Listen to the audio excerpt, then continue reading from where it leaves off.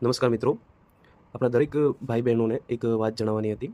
જે લોકોએ નર્સિંગની એક્ઝામ આપી છે, બસ એમને એટલું જ કહેવું છે કે આપણે 50,000 સમથિંગ જેવા હતા, 46,000 કે જે લોકોએ એક્ઝામ આપી હતી, બરાબર. તો દરેકને એક જ વાત જણાવી છે કે જે ગુજરાતીના પેપરમાં અયોગ્ય વસ્તુ થઈ એબીસીડી પેટર્ન, અને મને તો એવો વિશ્વાસ જ છે કે એબીસીડીની પેટર્ન એડવાન્સમાં લોકોને જેના દ્વારા જે રીતે મળી હોય પણ મળી જ ગઈ હતી, બરાબર.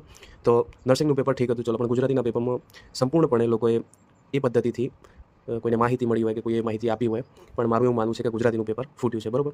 કેમ ફૂટ્યું છે? બિકોઝ ઓફ કે આ તમે જોઈ શકો છો, આના અંદર જે તે ભાઈને 31 માર્ક નર્સિંગમાં છે અને એને 100 માર્ક્સ ગુજરાતીમાં છે, બરાબર.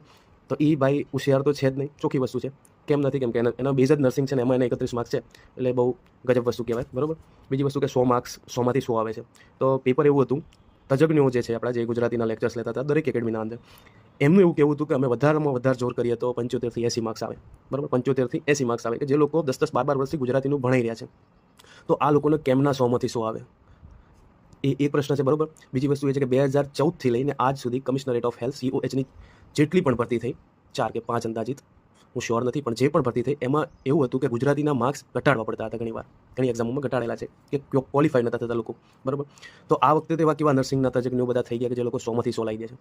તો દરેકને એક જ વિનંતી છે કે આપણા યુનિયન જે છે એમાં જે પણ સર આપણને એડવાઇસ કરે કે અહીંયા આવો, આ તે છે, તો દરેક લોકો ભેગા થાઓ, પોતાના હક માટે લડવું પડશે.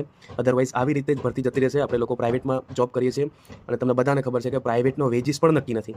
આજે અમદાવાદ કે તમે ગમે ત્યાં આવશો, મને એવું લાગે મિનિમમ 13,000 થી 14,000 સેલરી મળતી હશે, બરાબર. 1 યર એક્સપિરિયન્સ હોય તો વધારે 15-17,000 રૂપિયા, અને કેવી પરિસ્થિતિ હોય આ બધા જાણીએ છીએ.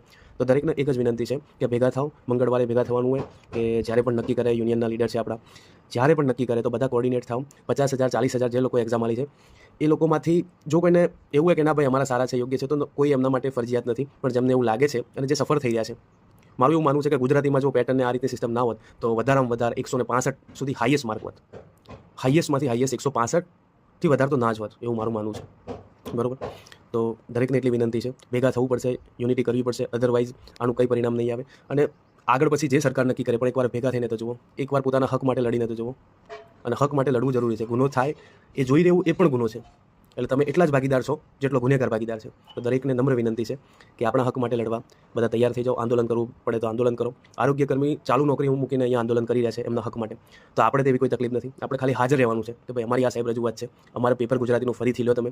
100% GTUએ પણ એક્સેપ્ટ કર્યું છે કે એબીસીડી પેટર્ન થઈ છે, એ પેટર્ન એ અમારી ભૂલ છે. તો ભૂલ તો થઈ જ છે 100%. નર્સિંગનું પેપર માન્ય રાખો, ગુજરાતીનું પેપર તમે લો, અને ગુજરાતીના પેપર માટે તમે ભલે મહિનો જ આપતા, અમને 1 જ મહિનાનું ડ્યુરેશન આપો, અમારે વધારે સમય નથી જોતો, પણ એમાં ભલે જેનો જે રિઝલ્ટ આવે એ સાચું રિઝલ્ટ સાબિત થશે. આટલી દરેકને જાણ કરવી હતી મારે, એ મેં જાણ કરી દીધી. Thank you so much.